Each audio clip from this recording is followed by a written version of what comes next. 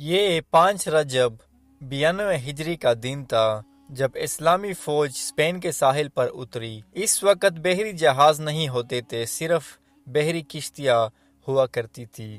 جب اسلامی لشکر اسپین کے ساحل پر اترا تو طارق بن زیاد نے ایمان افروز خطاب کیا اور کہا، ابھی وقت ہے، میں تم لوگوں کو اچھی طرح غور و فکر کرنے کا موقع دیتا ہوں۔ میں تم سب کو بتا دوں کہ یہ معمولی مہم نہیں ہے، ہم یہاں پر اجنبی ہے، یہاں کے راستے کا ہمیں کوئی علم نہیں ہے، ہر طرف مختلف مشکلات پیش آ سکتی ہے، ہم تعداد میں بہت کم ہے جبکہ عیسائیوں کی پاس بحری جنگی سامان ہے۔ میں تم پر سختی نہیں کرتا، اچھی طرح سوچ لو اور فیصلہ کر لو، ابھی بھی وقت ہے، ابھی بھی وقت ہے، تم میں سے جو واپس جانا چاہتا ہے وہ چلا جائے۔ اسلامی لشکر ایمانی جذبے سے بھرپور تھا، ارادے مضبوط تھے۔ طارق بن زیاد نے اپنے سپاہیوں کا حوصلہ بلند دیکھا تو اس نے شجاعت اور حکمت عملی کا انمول مثال قائم کی۔ لشکر اسلام کے سپہ سالار نے نہایت حوصلے سے حکم دیا کہ جن کشتیوں پر سوار ہو کر ہم یہاں آئے ہیں ان سب کو آگ لگا دی جائے۔ دیکھتے ہی دیکھتے تمام کشتیاں جل کر راکھ بن کر سمندر کے پانی میں ڈوب گئی۔ طارق بن زیاد نے اپنے سپاہیوں کو واپس جانے کا موقع تو دیا تھا، مگر تمام لوگ جہاد کے جذبے سے یہاں آئے تھے، اس لیے انہوں نے واپس جانے کے بجائے لڑنے کو ترجیح دی۔ طارق بن زیاد نے اپنے سپاہیوں سے کہا، ہم اس اجنبی سرزمین پر فتح کا مقصد لے کر آئے ہیں، ہمیں فتح ضرور حاصل ہوگی، ہمیں کسی بھی موقع پر حوصلہ نہیں ہارنا بلکہ ان ظالم عیسائیوں کے خلاف جہاد کرنا ہے جنہوں نے انسانیت پر ظلم کی انتہا کر دی ہے، مظلوموں پر ظلم کے پہاڑ توڑ دیے۔ انشاءاللہ یہاں فتح حاصل کرنے میں اللہ تعالی ہماری مدد فرمائے گا۔ ہم نے واپسی کے تمام راستے اور ذریعے بند کر دیے ہیں۔ اپنے سپہ سالار کا خطاب سن کر اسلامی لشکر کے سپاہیوں کو ایک نیا ولولہ اور جذبہ ملا۔ کشتیاں جلانے کا فیصلہ طارق بن زیاد کی شجاعت کی عکاسی کے ساتھ ساتھ ان کی ذہانت کا بھی ایک بہت بڑا ثبوت تھا، کیونکہ وہ جانتے تھے کہ ان کے لشکر کی تعداد بہت کم ہے، کہیں وہ عیسائی فوج کی بھاری تعداد کو دیکھ کر گھبرا نہ جائے۔ اس لیے انہوں نے واپسی کے لیے کوئی راستہ نہ چھوڑا تاکہ شہادت کے جذبہ لے کر آنے والے سپاہی اپنے نیک مقصد میں کامیاب ہو سکے۔ پھر طارق بن زیاد کو وہ خواب بھی یاد تھا جس میں رسول اکرم صلی اللہ علیہ وسلم نے انہیں یقین دلایا تھا کہ اسپین کی فتح ضرور ہوگی، اس لیے ان کے دل میں کسی کا کوئی خوف نہیں تھا، وہ پر امید تھے۔ پھر اسلامی لشکر کا ہر سپاہی یہ جان چکا تھا کہ ہم نے اسپین کو ہر حال میں فتح کرنا ہے، اب ہمارا ایک ہی مقصد ہے، فتح یا شہادت۔ ابھی طارق بن زیاد ارد گرد کے ماحول اور خوبصورت منظر کو دیکھ رہا تھا جس نے اسلامی لشکر کے دلوں میں اس خطے کی خوبصورتی بس چکی تھی۔ اسلامی لشکر پہاڑوں کے دامن میں اترنے لگا تو ایک آدمی زرد رنگ کا ریشمی لباس پہنے ان کے سامنے آ گیا۔ اس کا چہرہ بے چینی پریشانی کی وجہ سے مرجھایا ہوا تھا۔ اس کو دیکھ کر اسلامی لشکر کا سپہ سالار طارق بن زیاد چلتے چلتے رک گیا۔ انہوں نے اپنے قریبی ساتھی اور مشیر مغیث الرومی جو عیسائی سے مسلمان ہوا اس سے کہا، یہ آدمی عیسائی لگتا ہے۔ مغیث الرومی نے آنے والے آدمی کو غور سے دیکھا اور ہاں کا اشارہ کر دیا۔ طارق بن زیاد نے اس سے کہا کہ وہ آدمی کے پاس جائے اور اس کے آنے کا مقصد پوچھے۔ مغیث الرومی آنے والے شخص کے جانب بڑھا اور اس سے تھوڑی دیر بات چیت کر کے اس کو اپنے ساتھ لے کر اپنے سالار کے پاس آیا۔ طارق بن زیاد نے سوال لیا نظروں سے اس آدمی کی طرف دیکھا تو اس نے ہاتھ جوڑ کر کہا، میں ایک درخواست لایا ہوں، اگر آپ میری مدد کریں تو آپ کا مجھ سمت پوری انسانیت پر احسان ہوگا۔ طارق بن زیاد نے مسکراتے ہوئے اس سے کہا، اپنی ساری بات کھل کر بتاؤ، کیونکہ مظلوموں کی مدد ہی کے لیے ہم یہاں آئے ہیں۔ آنے والے آدمی نے اپنا نام امامن بتایا اور نہایت غم ناک آواز میں کہا، میں عیسائی ہوں، ہمارے ظالم بادشاہ راڈرک کے ساتھیوں نے میری ساری دولت چھین لی ہے، انہوں نے میری دولت لوٹنے کے بعد میری ایک لوتی بیٹی کو بھی اغوا کر لیا ہے۔ یہ کہہ کر امامن کی آواز بھر آئی اور اس کی آنکھوں سے آنسو جاری ہو گئے۔ طارق بن زیاد اپنی جگہ سے اٹھا اور آگے بڑھ کر امامن کے کندھے پر ہاتھ رکھتے ہوئے کہا، امامن تم غم مت کرو، ہم تمہاری بیٹی کو ظالموں سے ضرور آزاد کروائیں گے، مگر اس سے پہلے مجھے اپنے بادشاہ راڈرک کے کردار اور رویے کے متعلق کچھ بتاؤ۔ امامن نے طارق بن زیاد کی تسلی امیز گفتگو سن کر کہا، اے نیک مسلمان، جب سے اس ظالم بوڑھے نے اس ملک کی بادشاہت سنبھالی ہے تب سے کسی کی جان و مال عزت محفوظ نہیں رہی۔ اس نے ظلم و ستم کا بازار سجا رکھا ہے جو جوان لڑکیوں کو اغوا کرتا ہے۔ طارق بن زیاد نے امامن کی بات سنی اور بولا راڈرک کی عمر کتنی ہے؟ امامن نے کہا 80 سال کے قریب کا ہوگا، قبر میں ٹانگے ہے مگر ظلم کی انتہا کر رہا ہے۔ طارق بن زیاد نے امامن کی پوری بات سنی اور کچھ سوچتے ہوئے بولا کیا تمہاری بیٹی کو راڈرک کے ساتھ ورغلا کر لے کے گئے ہیں یا اس کو زبردستی لے گئے ہیں؟ امامن نے ہاتھ جوڑ کر روتے ہوئے کہا اے نیک دل سپاہی، میری معصوم بیٹی مجھے پکارتی رہی مگر وہ غنڈے اس کو زبردستی ساتھ لے گئے۔ میں نے اپنی بیٹی کو ان کی جنگل سے چھڑوانے کی کوشش تو نہیں، انہوں نے مجھے اس زور سے دھکا دیا کہ میں دیوار سے جا ٹکرایا اور گر کر بے ہوش ہو گیا۔ ان ظالموں نے میرے گھر میں سارا مال لوٹ لیا اور میری بیٹی کو اپنے ساتھ لے گئے۔ مجھے اپنی بیٹی کی فکر کائی جا رہی ہے، میں اس غم میں ذہنی توازن کھو رہا ہوں۔ آپ کو اپنے پیاروں کا واسطہ میری مدد ضرور کرے۔ یہ کہہ کر امامن زور سے رونے لگا۔ طارق بن زیاد نے آگے بڑھ کر اسے گلے لگایا اور تسلی دیتے ہوئے کہا انشاءاللہ بہت جلد تمہاری بیٹی تمہیں مل جائے گی۔ امامن نے یہ الفاظ سنے تو چہرے پر مسکراہٹ لاتے ہوئے بولا حضور، میں اس دن جب بے ہوش ہو گیا تو مجھے خواب میں ایک بزرگ نظر آئے تھے جن کے سفید داڑھی تھی۔ انہوں نے میرے سر پر ہاتھ پھیرا اور کہا تم غم نہ کرو، تمہاری معصوم بیٹی کو آزاد کروانے والا اب تمہارے ملک میں آ چکا ہے، تم صبر کرو، وہ بہت جلد تمہاری مدد کرے گا۔ میں نے خوشی سے ان بزرگ کے پاؤں پکڑ لیے اور درخواست کی کہ مجھے میرے محسن انسان کا خلیہ بتا دے تاکہ میں پہچان لوں۔ انہوں نے کہا کہ اس نیک انسان کے سر پر پگڑیا، امامہ اور چہرے پر داڑھی ہوگی، انہوں نے لمبا لباس پہنا ہوگا، انہیں مسلمان کہتے ہیں۔ پھر انہوں نے میری فرمائش پر اس مقام کا پتہ بھی سمجھایا تھا جہاں پر آپ لوگ اس وقت کھڑے ہیں۔ ان بزرگ نے جو خلیہ مجھے بتایا تھا وہ ہو آپ سب کا ہے۔ یہ کہہ کر امامن ہاتھ جوڑ کر طارق بن زیاد کی قدموں میں گر گیا اور کہا اے مسلمان سپاہی میری مدد کرے ورنہ ظالم میری آنکھوں کی ٹھنڈک میری بیٹی کو پتہ نہیں کہاں لے جائیں گے۔ طارق بن زیاد نے امامن کو بازوں سے پکڑ کر اپنے قدموں سے اٹھایا اور پوچھا تمہاری بیٹی کا نام کیا ہے؟ امامن نے کہا بلقیس۔ طارق بن زیاد نے مسکراتے ہوئے کہا یہ تو حضرت سلیمان علیہ السلام کی بیوی کا نام تھا، تم لوگ تو ایسے نام نہیں رکھتے، پھر تم نے کس طرح یہ نام اپنی بیٹی کے لیے چنا ہے؟ امامن نے طارق بن زیاد کا شیر لہجہ دیکھ کر کہا یہ بات تو سب کو معلوم ہے کہ بلقیس ایک خوبصورت خاتون تھی، میری بیٹی بھی بہت خوبصورت ہے، اس لیے میں نے اپنی بیٹی کا نام بلقیس رکھا ہے۔ طارق بن زیاد نے نرم لہجے سے کہا کیا تم کو علم ہے کہ بلقیس کو کہاں لے جایا گیا ہوگا؟ امامن نے کہا مجھے ایک عیسائی سوار ملا تھا جو اتفاق سے ان سپاہیوں میں سے ایک تھا جو میری بیٹی کو اغوا کر کے لے گئے تھے۔ اس نے میرے پوچھنے پر بتایا تھا کہ میری بیٹی کو ظالم بادشاہ راڈرا کی فوج کا سپہ سالار جس کا نام تدمیر تھا اس کے سپرد کر دیا گیا ہے۔ طارق بن زیاد نے تلوار پر گرفت مضبوط کرتے ہوئے کہا تدمیر اس وقت کہاں ہوگا؟ امامن نے مسلمان سپہ سالار کا عزم اور جذبہ دیکھا تو کہا وہ یہاں سے 5 میل کے فاصلے پر اپنے سپاہیوں کے ساتھ رکا ہوا ہے۔ طارق بن زیاد نے اپنے ساتھیوں کی طرف دیکھا اور کہا میرے خیال میں آج ہم یہاں رک جاتے ہیں اور صبح سویرے نماز پڑھ کر تدمیر کے لشکر پر حملہ کر کے اس مظلوم کو انصاف دلاتے ہیں اور اس کی اغوا شدہ بیٹی کو رہا کروا کر اس کے حوالے کریں گے۔ اپنے سپہ سالار کی بات سن کر تمام مسلمان فوجی افسروں نے بھی اس تجویز کو مان لیا۔ پھر اسلامی لشکر نے ساحل پر رات گزاری۔ مسلمان لشکر اپنے ساتھ خیمے نہیں لائے تھے، اس لیے کھلے آسمان تلے سونے سے پہلے سپاہیوں نے کھانا تیار کیا جو پوری فوج کو اکٹھا پیش کیا۔ امامن بھی ان کی سپاہیوں میں بیٹا کھانا کھاتے ہوئے حیران تھا کہ یہ کیسی قوم ہے جس کے بادشاہ اور غلام میں کوئی فرق نہیں ہے بلکہ سب لوگ ایک دسترخوان پر مل کر کھانا کھا رہے تھے۔ تہجد اور نماز فجر کی باجماعت پڑھتے دیکھ کر امام کو مسلمانوں کا رات کو جاگ کر عبادت کرنا اور مل کر نماز پڑھنا بہت اچھا لگا تھا۔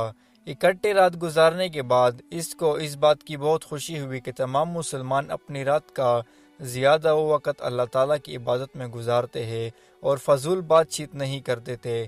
جو برائیاں دوسرے مذہب میں تھے ان کا نام و نشان ان میں کہیں نظر نہیں آیا تھا۔ نماز سے فارغ ہو کر سب سپاہیوں نے کھجوروں کا ناشتہ کیا اور اپنے سپہ سالار کا حکم ملتے ہی اسلامی لشکر تدمیر سے امامن کی بیٹی کو آزاد کروانے کے لیے چل پڑا۔ تدمیر واقعی 5 میل کے فاصلے پر موجود تھا اور وہ کسی بھی حملے سے بے خبر اپنی مستی میں مگن تھا۔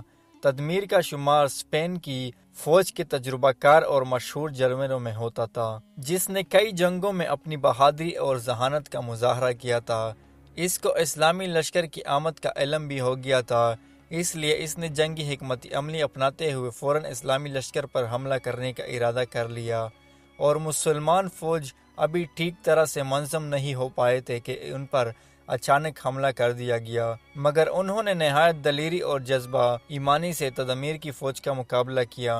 اسپینی فوج کے مقابلے میں اسلامی لشکر کی تعداد بہت کم تھی۔ اسپینی فوج کی باری تعداد گھڑ سواروں کی تھی، جبکہ مسلمانوں کے پاس کوئی گھوڑا نہیں تھا، وہ سب پیدل تھے۔ تدمیر کا ہر سپاہی لوہے کا جنگی لباس پہنا ہوا تھا اور سب جنگی ہتھیاروں سے لیس تھے۔ ادھر اسلامی لشکر کے پاس جنگی لباس تو کیا پورے ہتھیار بھی نہیں تھے، مگر ان کے دل میں جہاد کا جذبہ بھرا ہوا تھا۔ شہادت کے شوق میں وہ دشمن کی فوج پر ٹوٹ پڑے۔ جب دشمن ان کے سامنے آیا تو یہ شوق مزید بڑھ گیا۔ اسپینوی فوج کا سالار کے حکم پر طبل جنگ بجایا گیا تو ان میں بھی ایک خوش آ گیا، مگر طبل جنگ کے جواب میں لشکر اسلام نے ایک زبان ہو کر نعرے تکبیر اللہ اکبر کے نعرے لگائے تو اسپین کی زمین گونج اٹھی۔ عیسائی جرنیل تدمیر نے بہت حقارت اور تنزیہ نظروں سے اسلامی لشکر کو دیکھا، جو پیدل اور کم ہتھیاروں کے ساتھ ان کی بڑی فوج کا مقابلہ پر کھڑا تھا۔ تدمیر نے سوچا کہ اس لشکر کو ختم کرنا بہت آسان ہے، کیونکہ میری فوج اس چھوٹی سی فوج کو اپنے گھوڑے تلے روند کر رکھ دے گی، ان کی لاشوں سے میدان بھر جائے گا۔ مگر تدمیر کی تمام تدبیریں بہت جلد غلط ثابت ہو گئی، جب مسلمان تیر انداز اور نیز باز سپاہیوں نے اسپینی فوج کے گھوڑے اور سپاہیوں کو نشانہ بنا لیا۔ ان کے زخمی فوجیوں کو ان کے اپنی زخمی گھوڑے روننے لگے۔ اسلامی لشکر نہایت بہادری سے لڑتا رہا، دشمن کے قدم بری طرح اکڑ گئے تھے۔ اسلامی لشکر کا سپہ سالار طارق بن زیاد نہایت دلیری اور بے خوفی سے دشمن کے فوج میں گھس جاتے اور راستے میں آنے والے ہر دشمن کو تلوار کے وار سے ہلاک کر دیتے تھے۔ دشمن نے کئی مرتبہ انہیں گھیرنے میں لیا، مگر وہ پھر بھی ان کے نرغے سے نکل آتے اور دشمن پر ٹوٹ پڑتے تھے۔ جب طارق بن زیاد اور اسلامی لشکر نہایت جان بازی سے لڑتے ہوئے عیسائی جنرل تدمیر تک پہنچ گئے تو وہ تدمیر جو جنگ سے پہلے اسلامی لشکر کو حقیر جان کر خوش ہو رہا تھا، وہی اب اپنی جان بچانے کے لیے بھاگ گیا۔ جب اسپینوی سپاہیوں نے اپنے جنرل کو میدان سے بھاگتے دیکھا تو انہوں نے بھی میدان چھوڑ دیا اور بھاگنے کھڑے ہوئے۔ اسلامی لشکر نے دور تک ان کا پیچھا کیا اور مزید کئی سپاہیوں کو ختم کر دیا۔ اس لڑائی میں 1100 سے زیادہ عیسائی مارے گئے اور صرف 19 مسلمان شہید ہوئے۔ اب اماماً مسلمانوں کا جذبہ وعدہ اور رات بھر جاگ کر عبادت کرنا دیکھ چکا تھا۔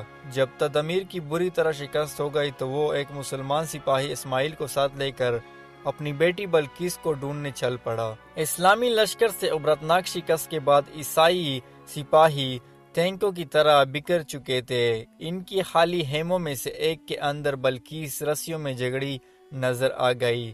اسماعیل نے آگے بڑھ کر تیز دار خنجر سے اس کی رسیاں کاٹ دیے اور اسے آزاد کر کے خیمے سے باہر لائے۔ بلقیس نے جب اپنے والد امامن کو دیکھا تو وہ روتی ہوئی اس کی طرف دوڑی۔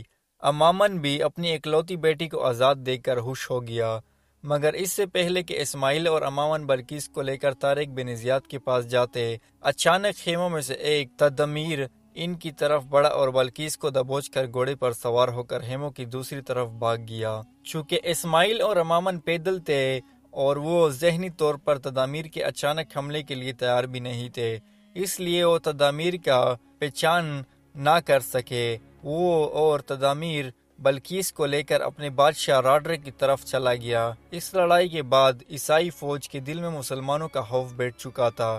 وہ سوچنے لگے یہ انسان نہیں بلکہ کوئی اور ہی مخلوق ہے جس نے ایک طاقتور لشکر سے لڑ کر انہیں شکست دے دی۔ اس سے پہلے کہ تدامیر بادشاہ کے پاس پہنچا، اس نے اپنے بادشاہ راڈرک کو قاصد کے ذریعے اسلامی لشکر کی آمد خبر دی۔ قاصد بجلی کی طرح بادشاہ کے پاس پہنچا اور تدامیر کا پیغام دیا۔ مسلمانوں کی بہادری، اسپین پر حملہ اور ان کا بے خوف لڑنا اسپین کے رہنے والوں کے لیے حیران کن تھا۔ اسپین کے رہنے والوں کو مسلمانوں کے بارے میں کچھ علم نہیں تھا۔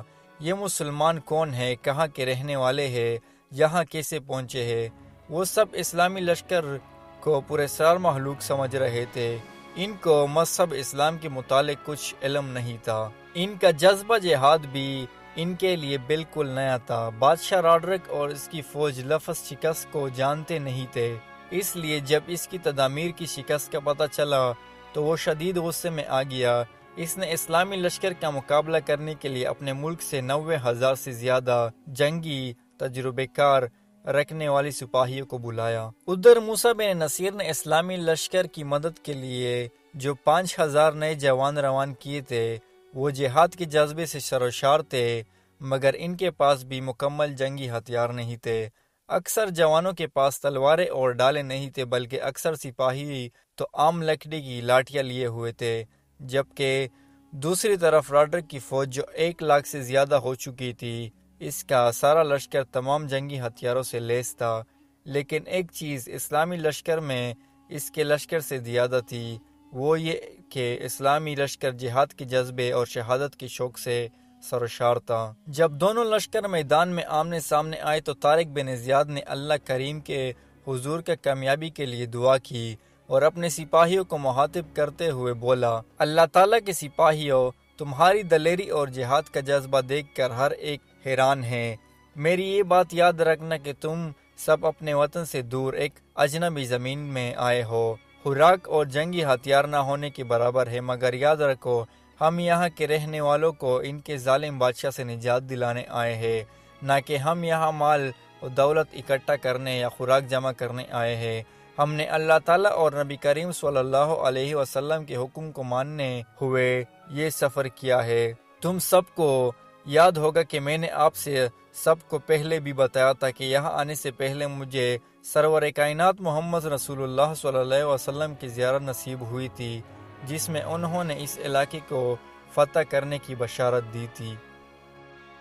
طارق بن زیاد نے اپنی تقریر میں قرآن آیات کا کئی مرتبہ حوالہ دیا، بلکہ ایک آیت کا حوالہ دیتے ہوئے کہا کہ اللہ کریم نے اپنے سپاہیوں کے لیے فرمایا، مسلمانوں کی مدد کرنا ہم اللہ تعالیٰ پر فرض ہے۔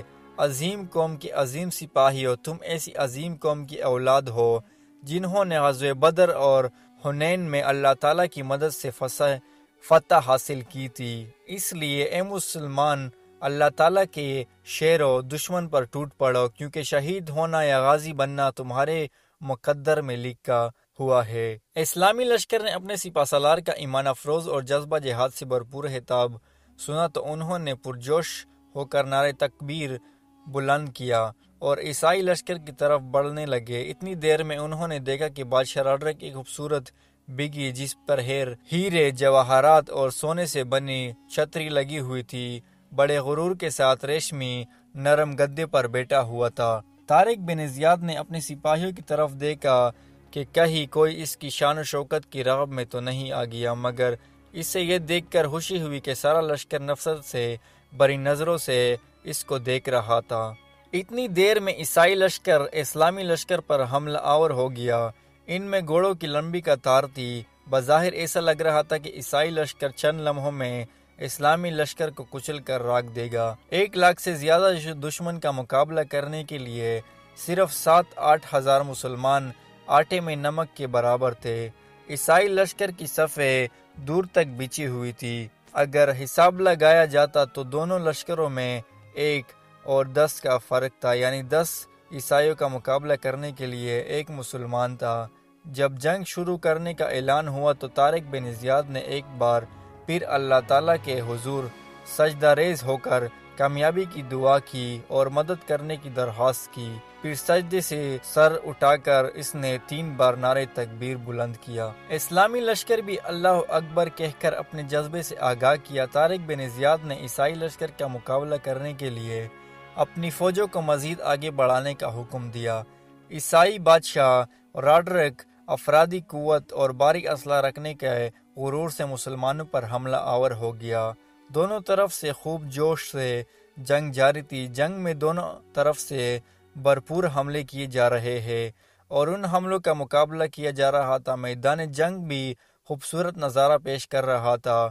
جب ایک مسلمان سپاہی دشمن کے سپاہی پر تلوار زنی کرتا تو اس کے دوار سے 6-7 عیسائی فوجی مارے جاتے تھے۔ بظاہر دیکھنے میں عیسائی فوج مسلمانوں کے مقابلے میں بہت زیادہ کم تھی۔ ایسا لگ رہا تھا جیسے اللہ تعالیٰ نے اپنے سپاہیوں کے لیے فرشتے زمین پر بھیج دیے تھے جو مسلمان سپاہیوں کا مکمل ساتھ دے رہے تھے۔ شام تک میدان جنگ کا نقشہ بدل چکا تھا۔ غزوہ بدر کی طرح اس جنگ میں بھی مسلمانوں نے فرشتوں کا ساتھ ملنے سے کفار کو بری طرح شکست دی۔ اللہ تعالیٰ کا شیر کا کافر گیدڑوں کو عبرتناک شکست دے چکا تھا۔ ظالم بادشاہ راڈرک میدان جنگ سے بھاگ گیا تھا۔ اسلامی لشکر نے بھاگتے ہوئے عیسائی لشکر کا پیچھا کیا۔ کفر کے خلاف طارق بن زیاد کو ایک بڑی فتح نصیب ہو گئی تھی۔ طارق بن زیاد نے راڈرک کے قبضے سے مظلوم لڑکیوں کو آزاد کر دیا۔ اس دوران اسے راڈرک کا جمع کیا ہوا بہت بھاری مقدار میں خزانہ بھی ملا۔ ظالم راڈرک کو شکست ہونے کے بعد پورے افریقہ اور پورے یورپ میں مسلمانوں نے دھوم مچا دی، جبکہ عیسائیوں کے حوصلے ختم ہو گئے اور وہ کسی بھی میدان میں اسلامی لشکر کا ڈٹ کر مقابلہ نہ کر سکے۔ پھر وہ دن بھی آ گیا جب طارق بن زیاد کو ملنے والی بشارت حقیقت بن گئی اور پورا اسپین اندلس اہل ایمان کی قدموں میں تلے تھا۔ طارق بن زیاد نے اپنے جانساروں کی فساد اسپین فتح کر کے نہ صرف ان 2 مظلوم لڑکیوں کو آزاد کر دیا بلکہ دیگر سینکڑوں مظلوم لڑکیوں کی دعائیں بھی اسلامی لشکر کے ساتھ تھی۔ اس میں کوئی شک نہیں کہ جب بھی اللہ تعالیٰ سے دعا مانگی جائے وہ نیک کام میں مدد ضرور کرتا ہے۔ اسپین پر مسلمانوں کا قبضہ ہونے کے بعد وہاں کے تمام غریب کسان اور عوام اپنی زمین کی حقیقی وارث بن گئے۔ جن امیروں نے غریبوں پر زندگی تنگ کر رکھی تھی وہ سب اسلامی حکومت آ جانے سے حقداروں کو ان کا حق دینے لگے۔ ملک میں جہاں ہر وقت لوٹ مار اور بد امنی تھی وہاں اب امن اور سکون نظر آنے لگا۔ اسپین کے عوام نے مسلمانوں کی نیک دلی اور اچھا اخلاق دیکھا تو وہ دڑ ایمان لا کر مسلمان ہونے لگے۔ جو لوگ ایمان نہیں لائے ان کو بھی اسلامی حکومت نے مکمل حقوق دے رکھے تھے۔ اسپین کے مشہور شہر قرطب کو دارالخلافہ بنا دیا گیا۔ وہاں ایک عالیشان مسجد بھی بنائی گئی۔ طارق بن زیاد نے اپنا پورا اسپین فتح کرنے کے بعد موسیٰ بن نصیر کو پیغام بھیجا کہ اب اسے پورا یورپ فتح کرنے کی اجازت دی جائے۔ موسیٰ بن نصیر نے خلیفہ ولید بن عبد الملک کو پیغام بھیج دیا مگر انہوں نے حکم فرمایا کہ تم اسپین کے انتظامات کسی کو سونپ کر طارق بن زیاد کے ساتھ افریقہ کے راستے دمشق آ جاؤ۔ موسیٰ بن نصیر نے خلیفہ کے حکم کے مطابق اپنے بیٹے عبدالعزیز کو اسپین کا گورنر بنایا اور طارق بن زیاد کے ساتھ دمشق کی طرف چل پڑا، مگر طارق بن زیاد اور موسیٰ بن نصیر جب دمشق پہنچے اسی وقت خلیفہ ولید بن عبد الملک فوت ہو گئے۔ اس لیے ان دونوں کو یہ علم نہ ہو سکا کہ خلیفہ نے ان دونوں کو کس لیے دمشق بلایا تھا۔ خلیفہ ولید بن عبد الملک کی وفات کے بعد سلیمان بن عبد الملک خلیفہ بنے تو انہوں نے ہر شخص کے ساتھ دشمنی پالی۔ موسیٰ بن نصیر اور طارق بن زیاد بھی خلیفہ کے انتقام کا شکار ہو گئے۔ خلیفہ نے ان دونوں کو گرفتار کر کے قید کر لیا۔ خلیفہ سلیمان بن عبد الملک کا دور حکومت عظیم مسلم فاتحین کے لیے کسی قیادت سے کم نہیں تھا، اس لیے مسلم فاتحین جن کا نام تاریخ میں ہمیشہ سنہری حروف سے لکھا جاتا ہے وہ سب اس دور میں نہایت ناروا سلوک کا شکار ہو گئے۔ گورنر خراسان فتح قطین اور محمد بن قاسم جیسے عظیم مسلم فاتحین بھی خلیفہ سلیمان بن عبد الملک کے مجرم ٹھہرے اور خلیفہ نے موسیٰ بن نصیر کے بیٹے کو بھی اسپین کی گورنری سے ہٹا دیا کہ کہیں وہ اپنے باپ کا بدلہ لینے نہ آ جائے۔ طارق بن زیاد کی آخری دنوں کے حوالے سے مورخین خاموش ہے، مگر چند جگہ پر طارق بن زیاد کے انتقال کی تاریخ 11 اپریل 720 عیسوی درج ہے۔ اسپین جس کو اندلس بھی کہا جاتا ہے اس پر مسلمانوں نے 800 سال تک حکومت کی اور آخر نہایت افسوسناک طریقے سے انہیں وہاں سے نکالنا پڑا، مگر اسپین کے فاتح طارق بن زیاد کے کارناموں سے مسلم فاتحین کی تاریخ ہمیشہ جگمگاتی رہے گی۔ دوستو تو یہ تھی طارق بن زیاد کی مکمل کہانی۔ ایسے ہی کہانی دیکھنے کے لیے ہمارے Z4U چینل کو سبسکرائب کریں تاکہ ہر آنے والی ویڈیو اب تک پہنچتی رہے۔